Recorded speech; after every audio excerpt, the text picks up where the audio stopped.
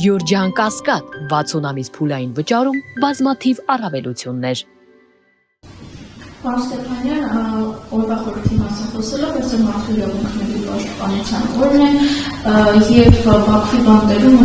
գերիներ, Արցախի ռազմաքաղաքական նախարարն Բաքվի բանտերում եւ շատ է խոսվում, որ Հայաստանի իշխանությունները համապատասխան գործողություններ չեն անում, անկործության են մատնված, բայց տպավորությունը, որ ոչ միայն Հայաստանի, այլ առհասարակ միջազգային կառույցները անգործության են մատնված, այս առումով կխնդրեմ ձեր դիտարկումը եւ Հայաստանի իշխանությունները եւ միջազգային կառույցները։ Համաձայն եմ ձեր գնահատականի հետ, որ մեր գերիների հարցը, պատանների, եւ ավելի ճիշտ կլինի այդ բառը օգտագործենք, հարցը համապատասխան միջազգային արձագանքի չի արժանանում, բայց ձեր նշած երկու հանգամանքները փոխկապակցված են, որովհետև օրինակ եկեք հայամատական տանենք հրեա կամ Իսրայելի պատանների եւ հայ պատանների միջև, մենք տեսնում ենք, որ ցանկացած առիթով, ցանկացած հարթակում, լինի դա հանրային դիվանագիտության, լինի դա պետական, պաշտոնական դիվանագիտության շրջանակներում իսրայելական կողմը առաջ է մղում իր պատանների հարցը, ինչը մեր կողմից չկա, այսինքն Հայաստանի Հանրապետության իշխանությունները թեև հայտարարում են, որ տարբեր մակարդակներում խոսում են դրա մասին, բայց ոչ այդ խոսածն ենք տեսնում, եւ ոչ էլ այդ խոսած,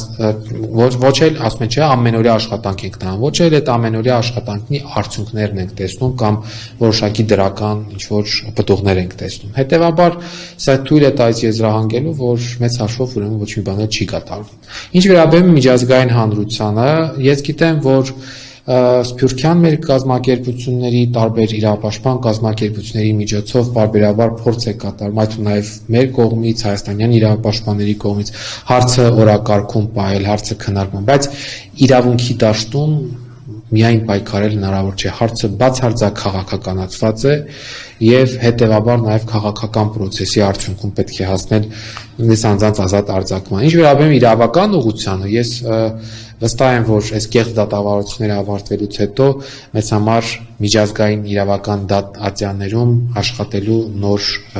հարթակ հնարավորություն կստեղծվի, այսինքն արդեն այդ վճիռները եվրոպական դատարանի մակարդակով վիճարկել եւ փորձել հասնել նաեւ նման իրավապաշտպանության։ Հարթակում արդեն մենք Ես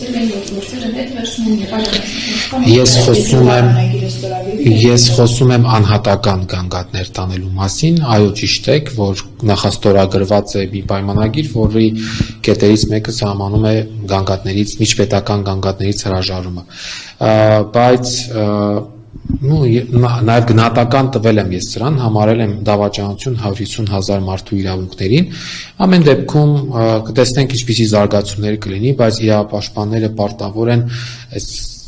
ապահովագրող միջոցներ ձեռնարկել, այդ թվում նաև անհատական գանգատներ ներկայացնելու միջոցով։ Ներողություն, ես կուզենայի, քանի որ առիթը ստեղծվեց գերիների թեմայի վերաբերյալ, վերջերս Հայաստանի ազգային ժողովի պատգամավորներից մեկը շատ անհատակ ստորություն փաստող հայտարարություն արել, թե ինչպես ով է նրան ստիպել գնալ Բաքվի բանտ, ես երկու տարբերակ եմ այստեղ տեսնում, մի տարբերակը այն է, որ ինքը գիտի ինչ է ասում եւ հենց առանց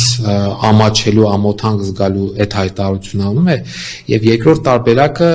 չգիտի, բայց վերարտադրում է ես վերարտադրում է իշխանական թեզերը, բայց ես հակված եմ, որ առաջինն է, ամեն դեպքում, եթե առաջինը կամ երկրորդն է կապ չունի, այդ կեցվածքը, այդ խոսույթը, այդ արտահայտությունը որևէ աղերս չունի պատգամավորի մանդատի եւ նրա առաքելության հետ։ Սա պարզապես ամենամեծ խայտառակությունն ու ամոթն է, որ Հայաստանի ազգային ժողովի պատգամավոր իրեն թույլ է տալիս նման հայտարարություն եւ նման արտահայտություն անել։ Ինչ որ վարչապետը ուղղաթիռ է ուղարկել եւ այլ, հիմար ցնդաբանություն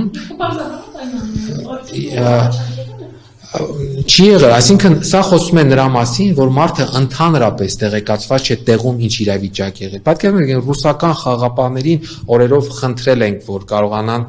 ժամերով խնդրել ենք, որ կարողանան ուրեմն բենզինի պահեստի վիրավորների համար ուղղաթիռ ուղարկել։ Իսկ Տիկինը նստում եւ արտահայտում է, որ մեր վարչապետը առաջարկել է